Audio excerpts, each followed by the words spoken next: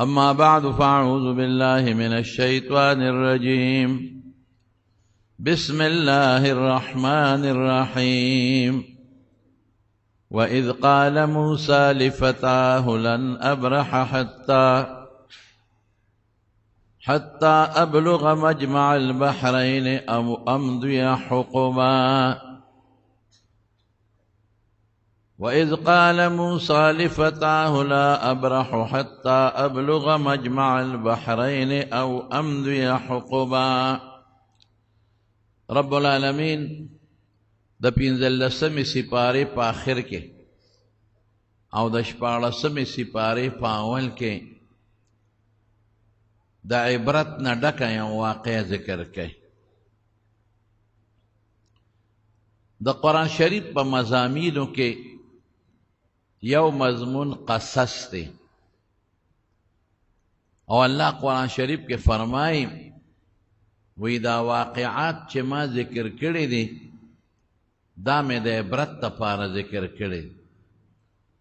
او د قرآن شریف په لویو مضامینو کې دا لوی مضمون دی. کله د موسی علیه السلام ذکر یو ځل نه بار بار په مختلفو سپارو صورتونو کې، کله د عادیانو ذکر، کله د سمودیانو ذکر، کله د نوح علیه السلام ذکر، کله د عیسی علیه السلام واقعه بیانول. دې کې ډېر زیات حکمتونه وي.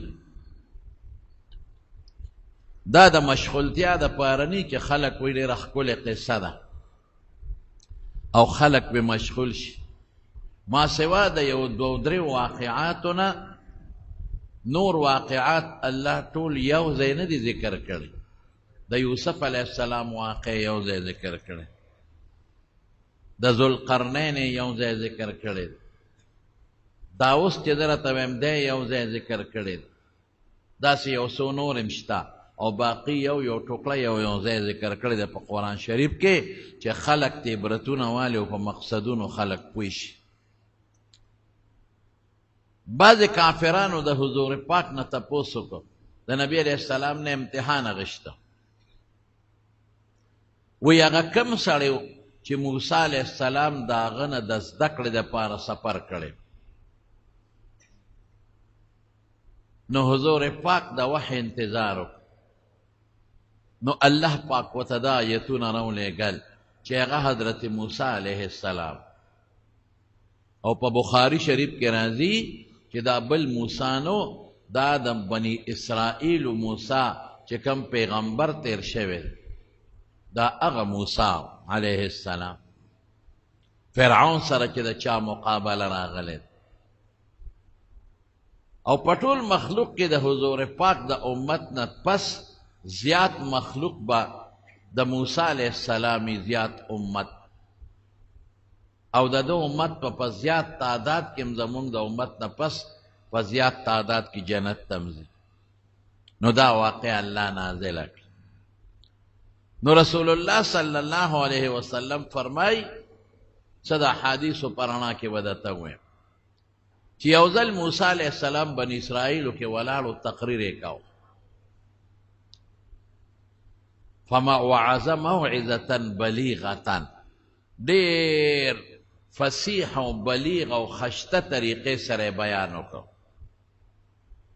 وجلت منها القلوب، د خلکو زړونه ویریدل، داسې تقریر یې وکړ. وذرفت منها العیون، او د خلکو سترګې وبهېدې، وجړل خلکو. بعضې وخت کې یو تقریر کې اثري د انسان په زړه باندې او د انسان په وجود اثر کوي، نو بنده له جړا راولي. او هغه تقریر په خلکو اثر کوي چې کوم دړه نه وځي. فارسی بانان وی اردل از دل خیزت بر دل رود، وی دړه نه چې کومه خبره وځي ناپړه لګي. کومه خبره چې دړه نه ني او صرف د خولې نه نو هغه په انسان اثر نه کوي، سحر اثر کوي. بیا نو موسی علیه السلام پیغمبر او خشته ښکلې بیان یې وکړ. ممکن ده چې د آخرت بیان یې کړي یا د جنت د دوزخ، په حدیثو کې د دې ذکر نشته. نو خلکو وجړل او سترګې وبهېدې. نو یو سړی مجلس کې پاسېد، اوس هم بعضې خلک د ښکلې تقریر وکړي نو دا خلک ویې لکه دا دنه غټ عالم بل نشته نو دنه مخ په مخ تپوس وکړه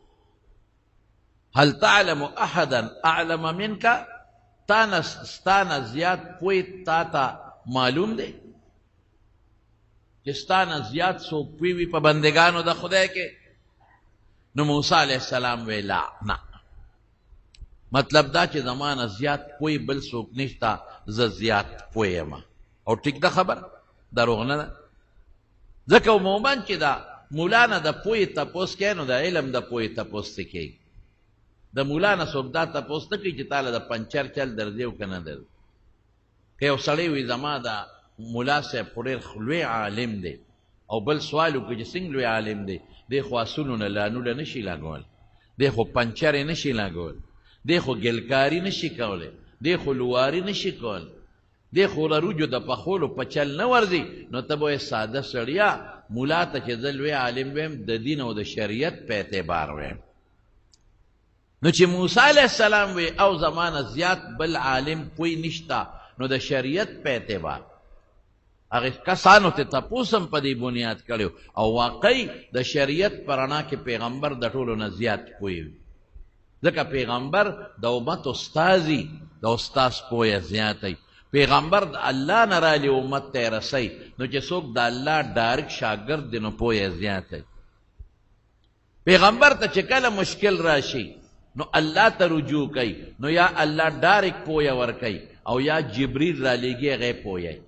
مونږ خو داسې نه یو مونږ خو فاسألوا اهل الذکر ان کنتم لا تعلمون چې نه پوهېږې د پوی نه به تپوس کوې پیغمبر د پوی نه په شریعت کې تپوس نه کوي نو خبره بلکل 100% ټیک وه چې په دې امت کې د شریعت په پویه کې زما نه زیات بل څوک نشته لیکن تعبیر ټیک نو الفاظ برابر نو پکار دا و چې داسې ویلې وې چې الله ورسوله اعلم الله اعلم الله ښه پوهېږي زه نه پوهېږم پکار داسې و داسې به نه وی چې زما نه زیات پوی بل څوک نشته اوس هم ګورې ډېر زموږ ملایان صاحبان ما پرون نابل وزم په دوره کې طالبانو ته وی مې زموږ بعضې ملایان صاحبان د کبر ګوډي دي ګوډي دننه پکې کبر پروت دی چې تپوس تېره مسالې وکړې وی پلانکي مولا خدا وی وی ما سره کدو پاڼې ویلې دي ما د توتانو پاڼې ویلې دي څه اپه څه پوهېږي دا خبره انتهایی خطرناکه ده د حضرت امام مالک غوندې لوی سړي نه د 50 مسلو تپوس وشو په دریو کې جواب ورکړه 40 کې وی نه پوهېږم بل ځای تېره 40 مسلو تپوس شوی دی په څلورو کې جواب ورکړه باقیو کې وی لا ادري نه پوهېږم د امام ابو حنیفه رحمت الله علیه نه د مسلې تپوس شوی دی په بعضو کې جواب ورکړه او بعضو کې وی نه پوهېږم د حضور پاک نه تپوس شوی دی یسألونک عن الروح رسول الله مبارک جواب ورنکړه انتظار د وحی وکړو چې الله وحی نازل کړو جواب یې ورکړ قل ما اسألکم علیه من اجر وما انا من المتکلفین دې خلکو ته ووایه چې زه ګورې تاسو نه پیسې مزدوري په دې دین نه اله وما انا من المتکلفین او زه متصنعین فی الجواب د ځانه جواب نه جوړوم چې الله راته څه ووایي نو هغه جواب بدله درکوم نو کبر ډېر خطرناک شی دی په دې الله خفه کېږي الله دې د کبر نه وساتي نو حضرت موسی علیه السلام کبر نه دی کړی تکبر خو ګناه کبیره ده او انبیا د ګناهونو نه معصوم او پاک دي خو تعبیر ټیک نو الله ته خوښ نه شو داسې به ویم پکار دا و چې دی ویلي وي چې الله ښه پوهېږي وی نه زمانه زیات پوی نشته نو الله ورته بلا ولې نه ستانه یو انسان زیات پوی شته عبدنا خضر زمونږ یو بنده دی حضور پاک فرمای او خضر یې نوم دی تا سره صرف د شریعت علم دی هغه ما د شریعت علم هم ورکړی دی وآتیناه من لدنا علما او آتیناه رحمتا من عندنا د شریعت علم او د شریعت د علم نه علاوه هغه مې د امور تکوینیه و بعضو علم هم ورکړی بس موسی علیه السلام وی ښه زمانه زیات پوی دی وی او وی د ملاقات لزم چې څه زده کړه ته وکړو رب کیف اللقاء به د سره به ملاقات څنګه کېږي اوس ګوره جذبه پیدا شو اوس د دې نه چې کوم حکمتونه دی هغه وباسه یو چې دنه څوک تپوس وکړي چې ستا نه لوی عالم بل شته ته به وایې الله ته پته ډېر دي څه نه کوټې عالم یې ته داسې وایې پیغمبر نه تپوس وشي هغه دې وایي الله عالم دا به نه وایي چې د ما نه زیات پوی بل څوک نشته دا به نه وایي چې ما نه توتانو پاڼې ویلې ما د کدو پاڼې ویلې دا بل په څه پوهېږي چې پوهېږم خو زه پوهېږم مولیان دې خبردار شي د الفاظ دې بالکل نه وایي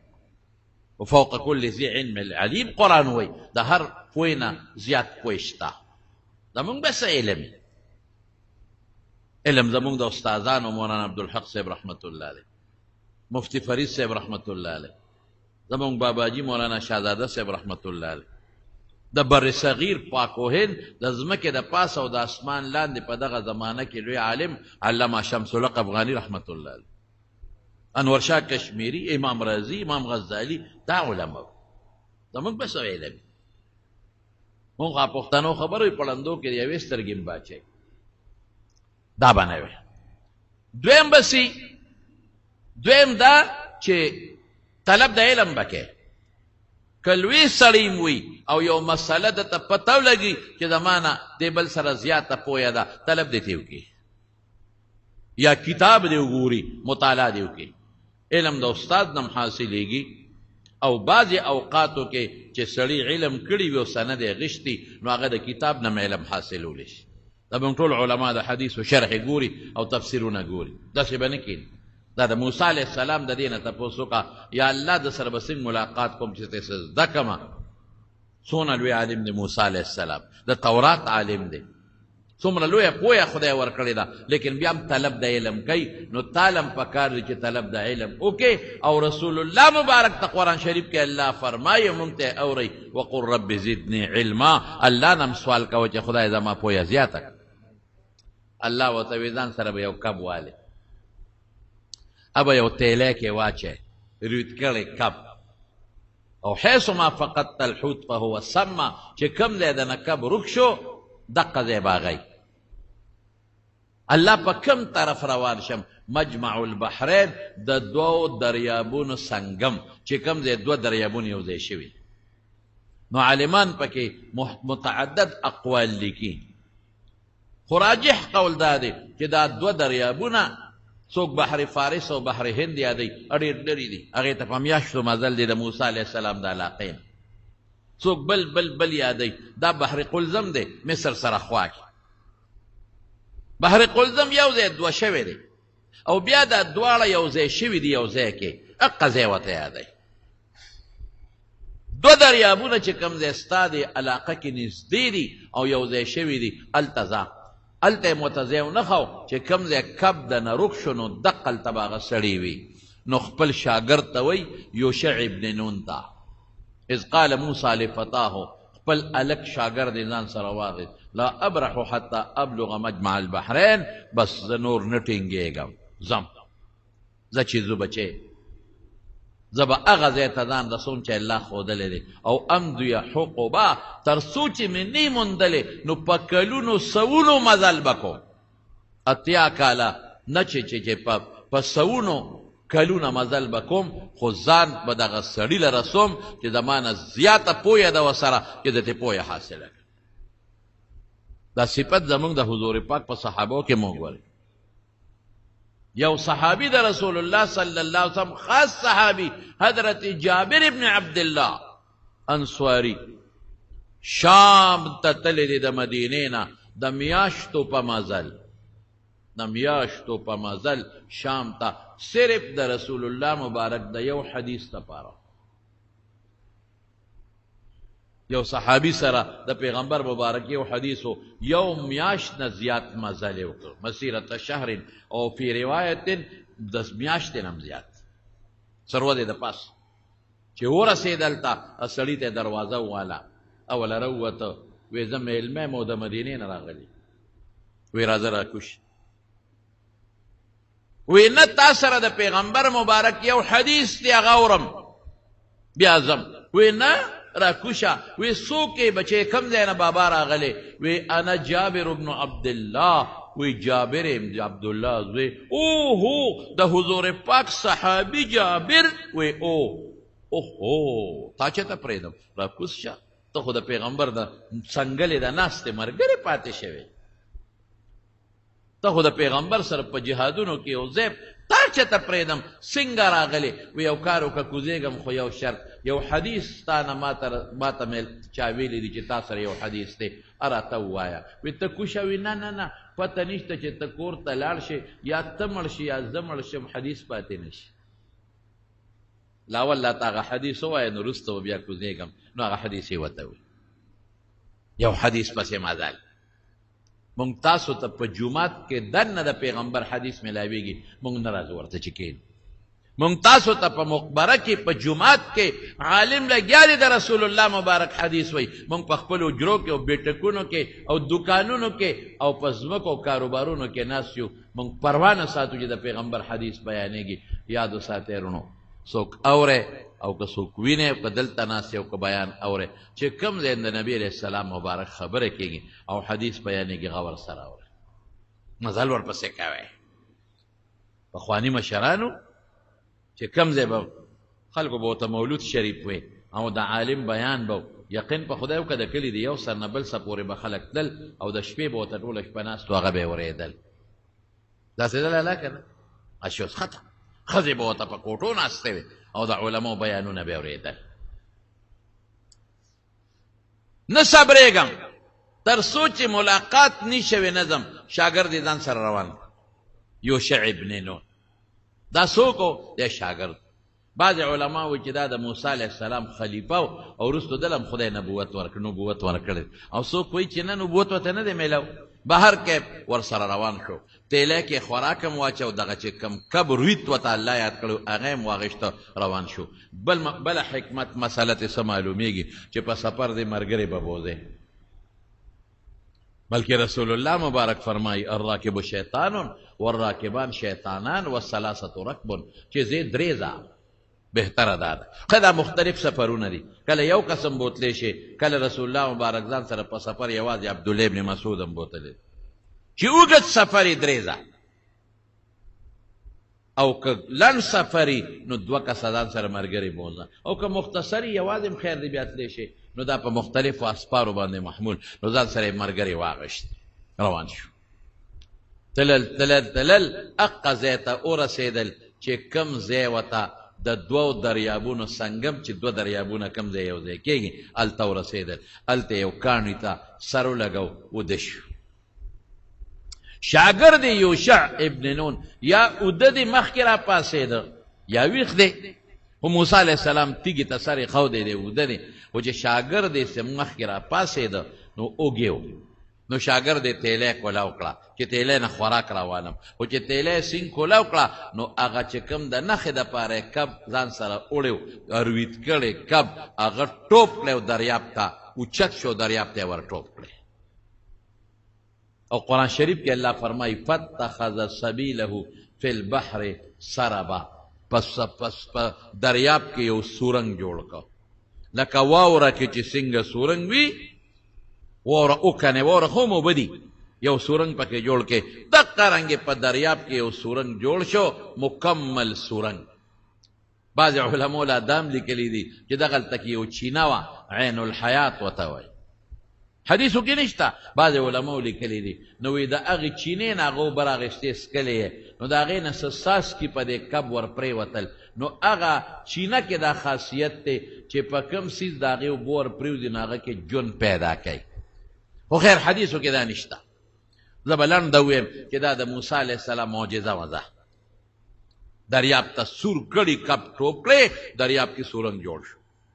یوشع ابن نون په دې سوچ کې دی چې موسی علیه السلام را پاسې دا ال به ورته ویم چې دا خو ناشنا کار دی کب جمدې کېدل دا هم ناشنا د تیلی نه ټوپوال دا دویمه معجزه او بیا په دریاب کې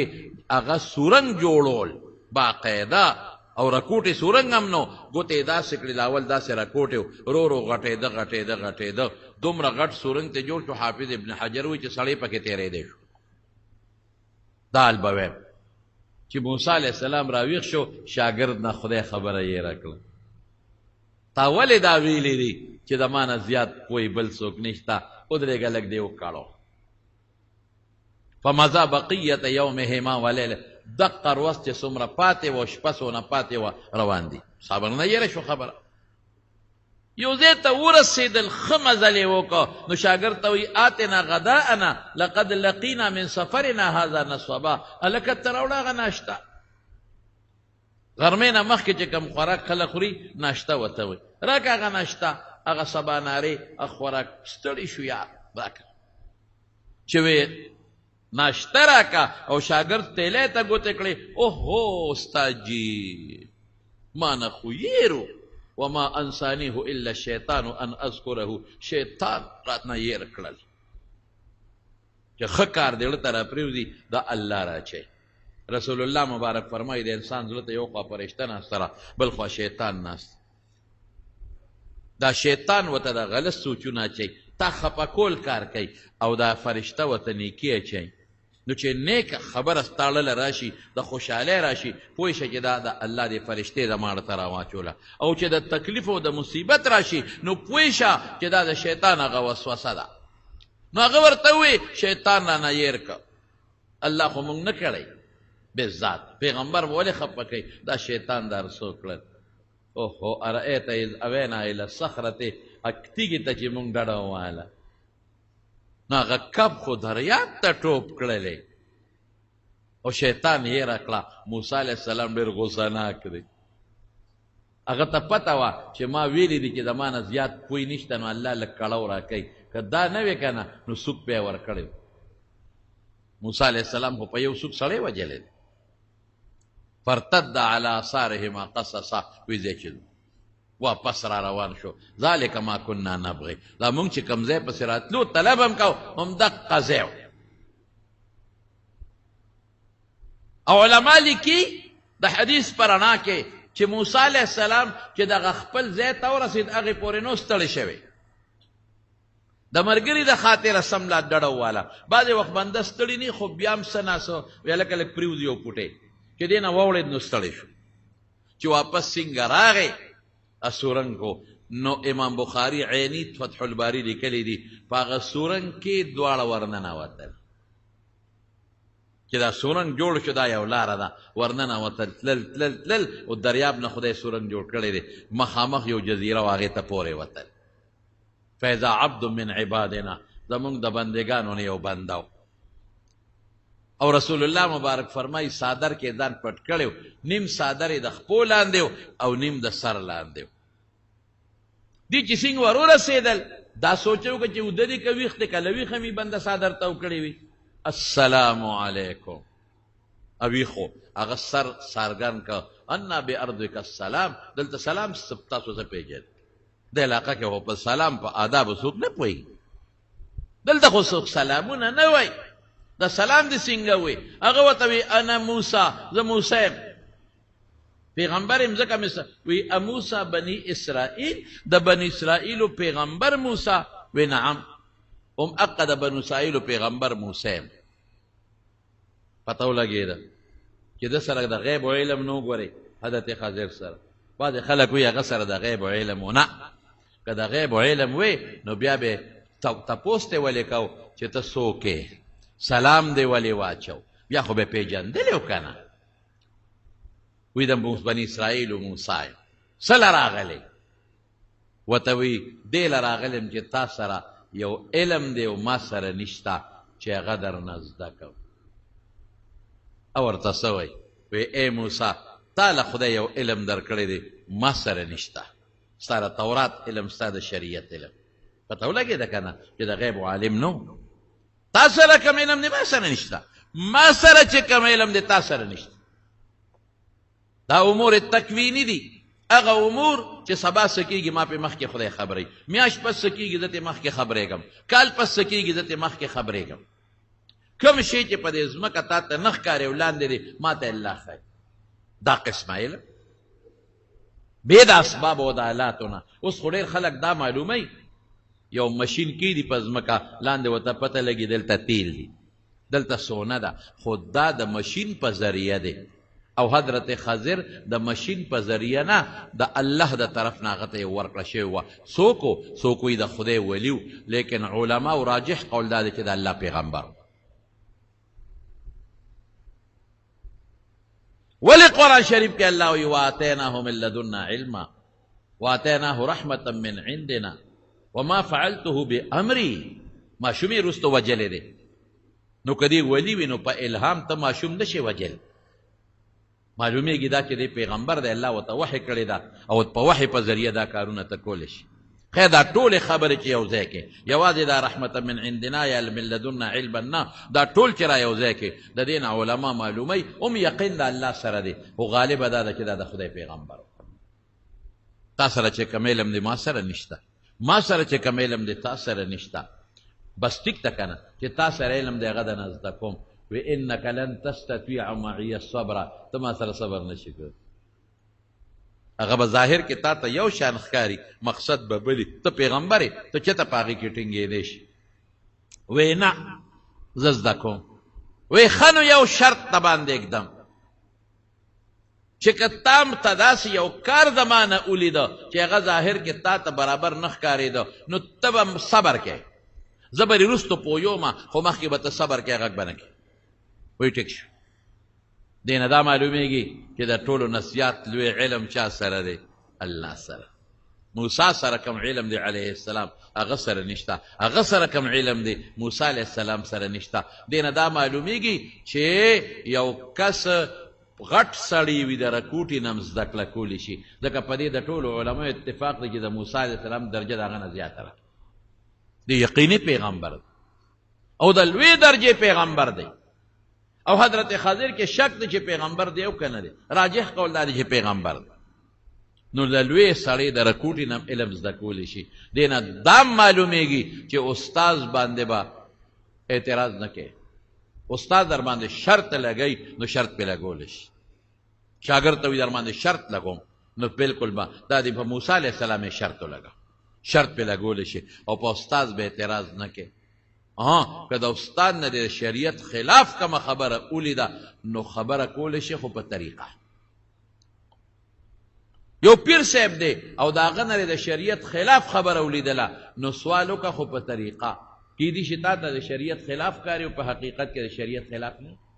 یا د استاد نه د شریعت خلاف ولیدله نو په طریقه پې سوال وکړه. کیدای شي تا ته د شریعت خلاف کاري او هغه د شریعت خلاف نه، تا ته غلطه رسېدلي.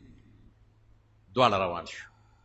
یوشع څه شو؟ یا واپس ته لاړ یا هغه هم ورسره روان. خو په قرآن شریف کې د دوو کسو ذکر دی، نو خیر د شاګرد کله کله نم ذکر کېږي ورسره ځي. چې روان شو رکبا فی السفینة، قرآن شریف کې الله فرمایي کشتۍ ته وختل او د کشتۍ خلکو حضرت خضر وپېژانده چې دا خو زمونږ د علاقې هغه نیک سړی دی، ناشنا کارونه کوي. دا اوس څوک وي د الیاس علیه السلام رور، څوک وي د آدم علیه السلام نوسی و، څوک وي د یو بادشاهانو کې د بادشاه بچی تیر شوی دی. اس پته نه لګي څوک دی، الله ته پته ده.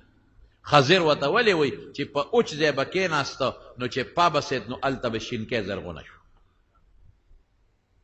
چې روان شو هغې وپېژن، بس هغې وله کشتۍ راوستله او بې اجرته بې کره یې کشتۍ ته وخېژول. هغه زمانه کې اوس هم په دې افریقا کې د کشتۍ په سفر د یو ځای نه بل ځای ته خلک چې څنګه سواره شو کشتۍ روانه شو، نور سورلی هم پکې دی او دوی مختل حضرت خضر. او دې وخت کې د کشتۍ په غاړه یو مرغۍ راله کېناسته او مخوکې ور دننه کړه او په هغې کې یو څاڅکې اوبه اوچتې کړې. حضرت خضر ورته څه وایي؟ مطلب یې دا مطلب چې تا زیات پوه یم. څه وایي ورته؟ وی ای موسی زما او ستا علم او د دې ټول مخلوق علم چې یو ځای کې دا څاڅکې چې د دریاب نه اوچت که دا به څومره وي؟ دا هېڅ شی نه دی، دومره هم نه دی د خدای د علم په مقابله کې لکه دا څاڅکې چې د دریاب په مقابله کې. دا یو څاڅکې د دریاب مقابله کې هېڅ شی نه دی، هېڅ شی نه دی. دقه رنګې زما او ستا او د ټول مخلوق علم د خدای د علم په مقابله کې هېڅ شی نه دی. حضرت خضر یو ترخه راواغېسته یا تبر هر څه چې او ډزې ورکه او د کشتۍ نه یو تخته وویسته. موسی علیه السلام فورا ور ټوپ کړی، دا دې څه وکړه؟ اخرقتها لتغرق اهلها، خلک غرقې چې تخته یې ته وویسته، اوس به اوبه رادن نه شي او کشتۍ به غرقې شي، موږ ټول به غرق شو. او زر موسی علیه السلام هلته یا څادر یا هر څه چې هغه هغه سوړه کې منډل چې اوبه رانه ځي. حضرت خضر هغه څادر اخوا غورځو، دې خوا که اوبه به نه راځي. تا ته ما نه وې چې زه کوم کار کوم نو غږ به نه کې؟ وی یرمې شو صاحب پوه شو چې دا کار د هغه علم لاندې کړی چې کوم علم له زه راغلی. اوس موسی علیه السلام به خامخا دا کار کو. د پیغمبر مخکې چې شریعت خلاف کار کیږي چپ نشي پاتې کېدی، خو بیا قانون ګرځي، دې ته تقریر وایي زموږ علما. نو موسی خو پیغمبر دی، هغه مخکې د کشتۍ نه تخته وځي نو او ده پې چپ پاتې شوی وي، بس قانون به و چې پردی کشتۍ ماتوه، قانون به و چې پردی کشتۍ غرقوه، قانون به و چې پردي مال ته نقصان رسوه. ځکه موسی د خپل شریعت په رڼا کې علیه السلام په اعتراض وکړ. خو چې بیا هغه پوه شو چې هو واقعي زما د شریعت مطابق خو کار ټیک نه دی شوی، خو زه دله راغلی یم د خپل هم څه شریعت شته، بس چپ شو. چې لاړل د کشتۍ نه کوز شو، فیضا غلام یولک یلعب مع الغلمان، ماشومانو سره یې لوبې کول. حضرت خضر ورغی او یو ماشوم خشته ماشوم یې پکې رونیوه او دې سر لی وله په دواړو لاسونو زور ورکو. پیغمبري طاقت خو وي چې زور یې ورکړه، سر یې وله چیپړ که او ماشوم یې مړ کړه. موسی علیه السلام کلک رونیوه، اقتلت نفسا زکیة بغیر نفس، دا دې څه وکړل؟ برنا حق دی ماشوم مړ که، برنا حق. دا خو دې ډېر غلط کار وکړه. اوس موسی علیه السلام به خامخا د اعتراض کوي، که هغه ورته ویلیم دي نو دا به کوي. ولې؟ ځکه ماشوم وجل د شریعت مطابق ګناه ده. د موسی علیه السلام د شریعت مطابق دا ناجایز دی، او د پیغمبر مخکې څوک چې ناجایز کوي نو پیغمبر پې چپ نشي پاتې کېدی. که موسی علیه السلام چپ پاتې شوی وي بس دا د شریعت قانون به ګرځېدلی و چې ماشوم وجنه اسم پکې نشته.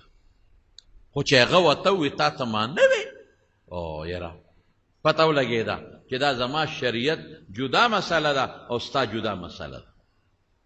هغه زمانه کې به د یو پیغمبر شریعت په یو ځای کې و، د بل پیغمبر شریعت په بل ځای. یاره دا خو واقعي یاره وي داسې کار دی چې که چېرته په درېیم ځل مې هم در باندې سوال وکړه نو بیا به نه کوم، یو ځل راته بیا صبر وکړه. ډېره ښه ده.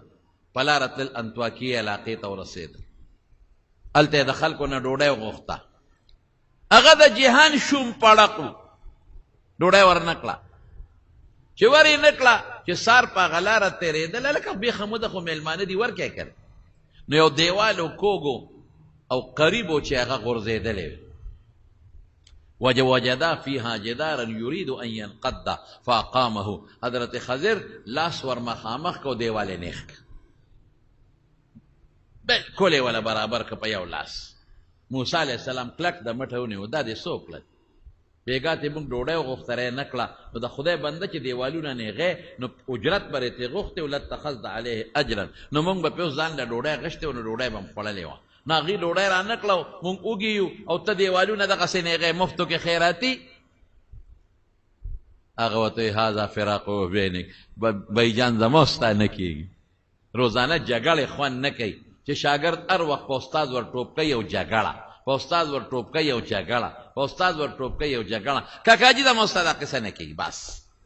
هذا فراق بیني و بینک. ورېږه چې اوس ته وایي پوه کړمه، وایي کشتۍ چې مې ماته کړه، کشتۍ نو یو ظالم بادشاه شاته ولاړ دی او په هغه د کشتۍ ور روانې دي او هغه اډر کړی دی، اعلان یې کړی دی چې د چا مروغه کشتۍ وي نو هغه به حق سرکار ضبط. او دا کشتۍ د لسو مسکینانو یتیمانانو، څه پکې معذوره دی او څه پکې روغ دی، دغه یو کشتۍ سبب دی. فاردت ان اعیبها، نو ما دا عیب جنه کړه چې د بادشاه نه بچي. بادشاه اډر کړی چې زه به روغه کشتۍ ضبط کوم، دا وله عیب جنه کوم چې د بادشاه نه بچي او دا غریبانان پې خپل کار وکړي، ځکه مې پکې تخته وویستله. واقعي اوس دا پویه ستا شته، تا ته الله اخوله، ما ته دا پته نشته. او هلک چې مې مړ که، دا هلک مې وله مړ که، د خدای په علم کې دا کافر و. که دا ماشوم لوی شوی وی نو د مور او پلار به ټول ځان سره کافران کړي، دیم سرکشه به لویده او مور پلار به هم سرکشه کړي نو ما مړ که. ما ته الله ووی چې دا هلک به لویږي نو دا مړ که دلته، ما مړ که. زمارونو دین اندازه تاسو لګوئ. علما لیکي چې د هغې هلک په وجه الله پاک هغې مور او پلار له یو جینۍ ورکړه. ته به بیا وې چې دا خو خونه شو، د هلک په ځای جینۍ. هلک خو که جینۍ ښه وه، د هلک په ځای وله جینۍ ورکړه. نو زمونږ علماو لیکلي دي، حدیثو کې نشته، علماو لیکلي دي چې د هغه جینۍ په اولاد کې پرله پسې وروستو الله اویا پیغمبران پیدا کړل. اوس هغه هلک خو که هغه جینۍ ښه وه. ګوره بعضې وخت کې مونږ د چا زوی مړ شي که نه نو مونږ ورته وایو مه خفه کېږه، خفګان خو دی چې زوی دی مړ شو، ممکن ده چې دی کې به خیر وي. لکه هغه ماشوم یې په ماشوموالي کې مړ کړه، که لوی شوی وي اب هم کافر و مور پلار به هم کافران کړي. نو چې ماشوم بچی دی مړ شي نو انا لله و انا الیه راجعون وایا. جړاګانې او فریادونه مه کوه، ته نه پوهېږې، الله ښه پوهېږي. دې کې د خیر و چې دا ماشوم خدای په ماشوموالي کې مړ کړه. که دا لوی شوی و دنه ډاکو جوړ شوی وي، غل ته جوړ شوی وي، سودخور ته جوړ شوی وي، بدعمله ته جوړ شوی وي، بیا به څه وه؟ که دا ماشوم لوی شوی وي او قاتل ته جوړ شوی وي او قتلونه یې کول او ډاکې یې کول د مور او د پلار دپاره بل لوی غم و، بیا به څه؟ دا خو ماشوم مړ شو، هم د جنت مرغۍ ده او د مور او پلار دپاره هم ښه شو. نو هغه هلک خو د مور او پلار دپاره او که هغه جینۍ ښه وه، خدای وله جینۍ. بعضې وخت کې خلک خپئ، یاره ما له خو خدای جینۍ راکړه او ما له خو خدای جینۍ راکړه، هلک رانه کړه. مړه جینۍ ښه ده، خفه کېږې همره دې زمانې د هلکانو نه خو زه یم چې جینکۍ ډېرې ښې دي. د دې زمانې هلکان د مور او پلار خدمت نه کوي، جینۍ په پردي کور کې لګیا ده، پردی خدمت کوي، ډوډۍ پردی خوري، جامه پردی خوري، خشاک پردی استعمالي او دعاګانې مور او پلار ته کوي. بشیرجان غوندې زوی باندې به څه وکړي؟ د خشاک پنډ هم پلار له نه شي راوړی.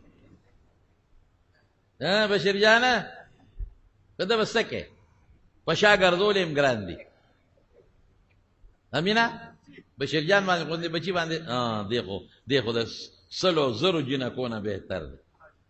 داسې ده که نه؟ ملغلره ده، ملغلره امینه بلغلره ده. دا چې کوم د رسول الله مبارک نعتونه وایي او ټول کور خو دی چلی. داسې ده که نه؟ هسې مثلا لکه خوشطبي وکړه، دونه بد هم نیزه. نو دې زمانې هلکانو نه جنکۍ ښې دي، پردي کور کې ناستې مور او پلار ته دعا کوي. هلک خو چې کله دونډونی راوسته که نه، دونډونی نو باس او باباجي مونږ به یو خبره کوله، هغه به بیا وایي پلار مور اله او پلار بله او ښځه نعمت د خدای تعالی. دې زمانې هغه پرېږدوه. نو جینۍ خدای ورکړه، جینۍ کې څونه کمال و، خدای دې څونه پیغمبران پیدا کړل. ښه وی دیوال چې مې نیخ که، د دیوال د یتیمانانو مسکینانو، دو یتیمانان مسکینان فقیران، وکانت تحته کنز لهما، لاندې خزانه او ظاهر متبادل علما لیکي د سرو سپینو خزانه وه او پلار وله د دیوال لاندې پټی ښودی وه چې که دا خزانه ښکاره شي خو تربوران یې تېوړي نو پټی وله یې ښودی وه چې د دوی لوی شي دا دیوال به خدای په څه طریقه وغورځوي او خپله خزانه به راوچته کړي. نو ما ځکه دا دیوال ورته نیغ که که دا اوس پروتې وه نو دا خزانه تربورانو تختول، دا به لوی شي که خیري نو الله به وله بندوبست وکړي، لکه اوس یې وله بندوبست وکړه، خپله خزانه به راوبس ورته سوې. او دا ولې دوه پیغمبران خدای راوستل او حضرت خضر باندې ولا دیوال نیخ کا. قرآن شریف کې الله سوی وکانه ابوهما صالحا، د دې الکانو پلار نیک سړی تیر شوی. او زمون علماء لیکلي دي بعضې مفسرینو چې اووم پیړۍ کې پلار نیک سړی تیر شوی، په دویمه کې په اوومه پیړۍ کې نیک سړی. نو پلار چې نیکی کنه او زوی مسلمانی ګورې دا پکې شرط دی، که اسلام پکې نی نو د لوط علیه السلام ښځه کافره وه، هېڅ فایده نه. د نوح علیه السلام زوی کافرو اس فایده نه چې اسلام پکې وي نو نسب فایده ورکوي اومه پیړۍ کې پلار نیک سړی تیر شوی نو په اوم پوش کې د نوسو یې الله داسې مدد وکړو چې پیغمبر یې وله راوسته پیغمبران او دی والې پې نیغ د نیکانو د اولاد او په دې نسب کې یو اثر چلیږي یو فایده چلیږي د چا مور او پلار چې ډېر عبادتونه کړي د چا نیا نیکه چې ډېر عبادتونه کړي نو هغه اثرات د هغوی په اولاد کې خامخا چلیږي ښه بوټی چې وی که نه نو لاندې ښه بچ راوباسي داسې ده که نه او چې خراب بوټی وي نو لاندې ښه بچ نه راوباسي پښتانه یو ټکې وایي د قولنګي نه قولنګي پیدا کېږي نو خدای پاک یې په نسب کې ښه پیدا کوي بهر کیف اوس ورته حضرت خضر څه وایي اے موسی اسې نه ستا دا ذهن کې را نشي چې ګنې ما سره د غیب علم دی او زه ستا نه غټ عالم یم نه تا ځان ته ویلي نو ما لی راولېږلي زه دا نه وایم وما فعلته عن امري دا مې په خپله نه دي کړې دا ما ته الله پړه کې راواچو پته ولګېده چې لوی علم چا سره دی د الله سره دی ذلک تعویل ما لم تستطع علیه صبره وی دا هغه څیزونو چې تا پې صبر ونه کړی شو څومره مسلې ترې راووتې د نیکانو د بچو به قدر او عزت پکې احترام پکې حضرت خضر ته پته وه چې پلار یې نیکې نیک سړی تېر شوی دی پته و ورته نو ځکه یې دا کار تا ته دا سبق درکوي چې د نیکانو د اولاد د زامنو د نوسو د کړوسو احترام به کې قدر به کې عزت به کې تا ته دا سبق درکوي که چېرته زوی دې مړ شو انا لله ووایه چغې مه وه ته نه پوهېږې الله ښه پوهېږي ماشوم مړ شو نابالغه رسول الله مبارک فرمایي خدای به جنت درکړي ممکن ده چې دا لوی شوی وی او دا ستا دپاره د کفر او د ګمراهۍ ذریعه جوړه شوې وه ډاکو غلطې جوړ شوی دا اوس خو دله د جنت مرغۍ شوه اوس خو ستا لپاره سپارشي شو دا مه وایه چې ما له خدای لور راکړه چې ګنې لور خیر نه دی نه بعضې وخت کې د زوی په مقابله کې په لور کې هم خیر او دا به نه وی چې زما زیاته پویه ده او زما نه زیات پوی بل څوک نشته فوق کل ذی علم علیم د هر پوی نه زیات پوی شته عاجزي به ځان کې پیدا کې او تکبر او کبر به ځان کې نه پیدا کې د دې حکمتونو د وجې نه رب العالمین دا واقعه د 15مې سپارې په آخر کې او د 14مې سپارې په اول کې ذکر کړه چې موږ ته دا فایدې والو موږ کبر ونه کړو لویي یې ونه کړو په خپل علم او پویه ناز ونه کړو او طلب وکړو د علم د زده کړې او که استاد را باندې څه شرطونه لګوي چې هغه به ومنو په استاد اعتراضونه ونه کړو د نیکانو د اولادو احترام او خیال وساتو که ماشوموالي کې مړ شو مونږ وایي الله ته ښه پوهېږې د په دې باندې نه پوهېږم که جینۍ خدای دا هلک په ځای درکړه نو په هغې به خفګان نه کوي کېدای شي هغې کې ستا خیر دعا وکړئ الله زمونږ په حال رحم وکړي خدای د فتنو نه آفتونو مصیبتونو نه په امن و امان کې وساتي زمونږ دلته په دې محله کې څه مړي شوي یو خو دلته زمونږ د ذوالفت شاه لالا نوید دیرورو د ذوالفت شاه لالا زوی وفات شوی او دلته کې ګلانې وفات شوی زنومه الله دې وبخي او پرون ظفر علي وفات شوی ده باندې دعا ورته وکړئ چې الله د ټولو مغفرتونه نصیب کړي الله یې د آخرت خوشحالۍ نصیب کړي رب العالمین یې وارثانو له صبر ورکړي او د نورو غمونو نه الله په امن و امان کې وساتي الله تعالی یې د آخرت خوشحالۍ نصیب کړي او د قبر تیارې په ټولو باندې خدای پاک رڼا کړي او د ټولو بچو وارثانو له خدای پاک صبرونه ورکړي نور ځایونو کې که څوک بردګان وفات دي الله دې ټول وبخي چې څومره بیماران دي دعا کوي الله وله شفا ورکړي الله روغ صحتونه ورکړي باید دوستان دي هغوی دعاګانې غوښتلې چې بیماران دي ورکړه دعا کوي چې خدای پاک وله روغ صحت او شفا ورکړي څوک قرضداران یې قرضونه اخلاص کړي چاته څه پریشانۍ وي خدای پریشانۍ په خوشحالو بدله کړي د چا یو بل سره روانې دشمنۍ طرفګنۍ وي الله هغه په روغو باندې بدله کړي د چا بچي دي خدای نارینه اولاد وله ورکړي که د چا زامن نی خدای زامن والا ورکړي یا الله د دواړو جهانو خیر هم نصیب کې د دواړو جهانو د شرونو د فتنو د آفتونو نه هم په امن و امان کې وساتي زموږ جومات کې یو ملګری دی هغه څه کار شروع کړی څه ټیلونو کې موږ سره تعاون وکړه مدد وکړه دعا ورته وکړئ چې الله د هغې بدلې وله په دواړه جهانه ورکړي، خدای وله په کاروبار کې مزید برکات واچوي، او کوم کار چې زمونږ پاتې دی لږ غوندې کار پاتې دی اوس بره، دعا وکړئ چې خدای پاک دام سرته ورسولی کړي، او چې چا مونږ سره په دې جومات کې په دې مدرسه کې څه تعاون کړی دا ځمکه چې کومه خویندو مونږ ته بخلې ده ټولو له دې خدای د دنیا او د آخر خوشحالۍ نصیبې کړي، او د پریشانو نه دی الله وساتي، او د دواړو جهانو په خوشحالو دی خدای مالامال کړي برحمتک یا ارحم الراحمین.